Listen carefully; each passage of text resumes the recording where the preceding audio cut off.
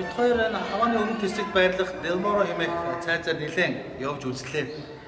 Зүгээр энд яг тайлбарлагчдыг англи хэлээр тайлбарлагч маш цөөх юм байна. Тусцоо Испаниуд их хэлдэг учраас Испани хэл дээр явж тийм. Тэрийг бид хоёр ойлгох байна. Гэтэ ганц хоёр энэ тэнд орсууд их явж байгаа учраас орсуудаас л жоохон мэдээлэл авлаа. Надад энэ тэнд бэлтцэнүүдээс жоохон мэдээлэл аваад ерөнхийдөө энэ Делморо гэдэг энэ цайзыг 1500 оны сүүлээр 1570-80-ад оны үед барьсан байна. Тэр үед мэдээж бидний сайн мэдэх Кристофер Колумбус ер нь одоо Америк твийг нээхдээ хамгийн түрүүнд Кубад бууж исэн гэсэн юм түүх байдаг. Тэгээд Кубус бол ерөнхийдөө тэр үеийн одоо хамгийн хүчрхэг эзэнт гүрэн бол Испани мэдлийн ийм арал болж хувирсан.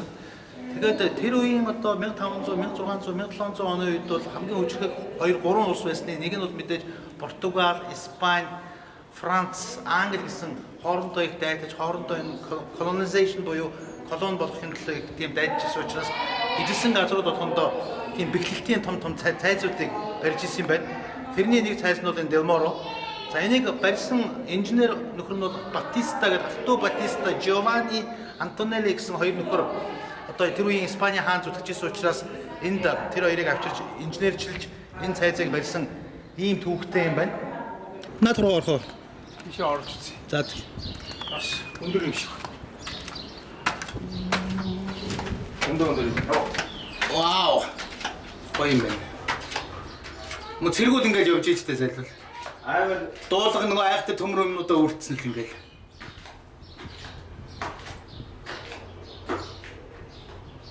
маш их бонод байд юм. Тийм үү? Энэ куб чир их болтой байна.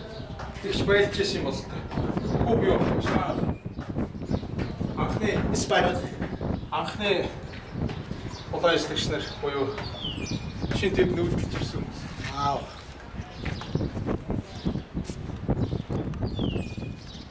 Энд тэгээ их гоё.